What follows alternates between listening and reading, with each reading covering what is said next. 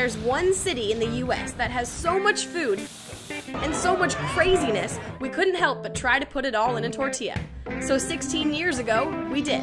We called it the Cajun, and it's the focus of this episode of Project Globally Inspired. Well, originally it was called the Cajun Shrimp, but even these days, without the shrimp on the menu, the Cajun burrito is such a party, it is clearly inspired by one city that stands out above the rest, New Orleans. The Cajun burrito contains roasted sweet corn salsa, chili-spiked black beans, lightly spiced lime rice, sour cream. But what really makes this burrito true to its roots is our Cajun spice mix. And while Cajun food originally came from the Louisiana countryside, what really inspired us is all the craziness that happens here in the Big Easy. True, the Cajun people do come from outside the city. In the mid-1700s, the British exiled thousands of people from a place in Canada called Acadia. These people were shipped to various destinations, including Louisiana, and those were the Cajuns. They came down from Canada looking for a French-speaking colony, and the Acadians became the Cajuns.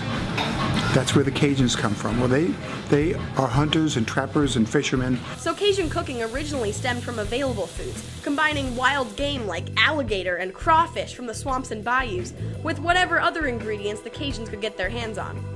The other popular cuisine down here is Creole. The Creoles are Louisiana natives of French and Spanish descent, so they cook with tomatoes, flour, breads, items that have always been available to them as city dwellers.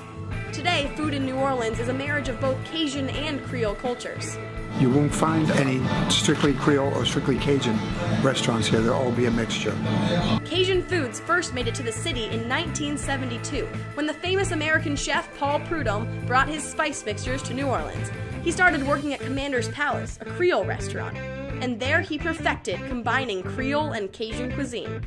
He changed all of the rules. He brought in spice mixtures. Since then, spices have been everywhere down here. What goes in a Cajun spice mix? Well, everybody's is different. But it usually contains the same main ingredients, like Spanish sweet paprika, black pepper and white pepper, cayenne, a little bit of salt, and some chili powder, garlic, whatever each chef feels like adding in at their own proportions. And there's no limit as to what you can put these spices on. I use it on my breakfast potatoes in the morning.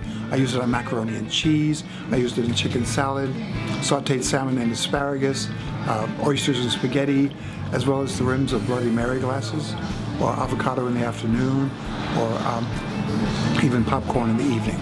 It's just made as an all-around spice. But as much as they eat down here, they party even more. We find any excuse to party. Especially at a certain time of year, Mardi Gras. Welcome to Bourbon Street.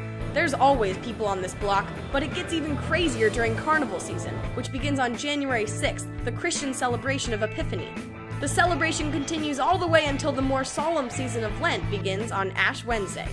The parades and the partying get more and more exciting as it gets closer and closer to Fat Tuesday, or Mardi Gras in French. However you say it, this time of year is pretty much impossible to ignore in New Orleans. So if you have delicate ears or eyes, you may want to avoid this area, or you may want to be right here. The streets are filled with people, and parades are everywhere. And they prepare for this crazy spectacle all year. Inside this giant warehouse is where all of the floats for over 50 different Mardi Gras parades are created. Bigger really is better here. They make larger-than-life floats of anything you could imagine, many of them symbolizing the colors of Mardi Gras. Purple for justice, green for faith, and gold for power. 3 things that New Orleanians embrace 365 days a year. We found good food, good people, and a lot of good partying down in New Orleans. And Boloco's Cajun burrito is essentially a party in a tortilla. So get in the Mardi Gras spirit and chow down.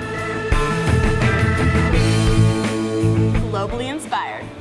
This episode of Project Globally Inspired was inspired by the culinary traditions of New Orleans, Louisiana, which now live inside our delicious tortillas. Cheers!